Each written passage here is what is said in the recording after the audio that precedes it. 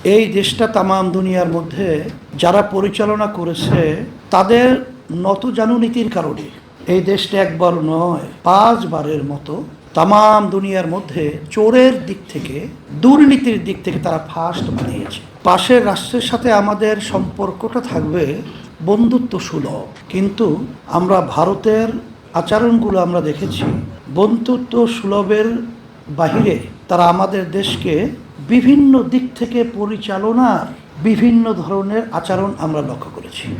আমাদের দুঃখ হয় যে আজকে আমরা যে দেশের মধ্যে আমরা বসবাস করছি এই দেশটা তামাম দুনিয়ার মধ্যে যারা পরিচালনা করেছে তাদের নতজানু নীতির কারণে এই দেশটা একবার নয় 5 বারের মতো তামাম দুনিয়ার মধ্যে চোরের দিক থেকে দুর্নীতির দিক থেকে তারা ফার্স্ট বানিয়েছে। এখন কথা হলো যে আমরা যা দেশে এই দেশে জন্মগ্রহণ করেছি, আমাদের এই দেশ নিয়ে চিন্তা করা, আমাদের দেশকে নিয়ে ভাবনা, আমাদের দেশ সুন্দর হওয়া, এর দায় দায়িত্ব কি আমাদের উপরে মোটেও বর্তায় না? আমাদের উপরে মোটেও নাই।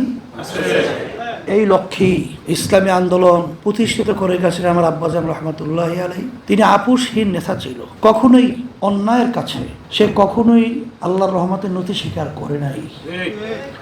সে ইসলাম দেশ মানবতার কল্যাণের জন্যে আমরণ তিনি কিন্তু তার সাধ্য শক্তি অনুযায়ী তিনি চেষ্টা করে চরমনের জমিনে ঘুমায় আছে। আজকে আমরা যারা তার সাগরেদ রয়েছি, আপনারা দেখেছেন আল্লাহর রহমতে তার পদঙ্ক অনুসরণ করে আমরা চলছি। বিভিন্ন সময় আমাদেরকে এই দেশের উল্লেখযোগ্য রাজনৈতিক দল যারা রয়েছে আমাদেরকে বিভিন্ন সময় তাদের স্বার্থ উদ্ধারের জন্যে বহু চেষ্টা করেছে।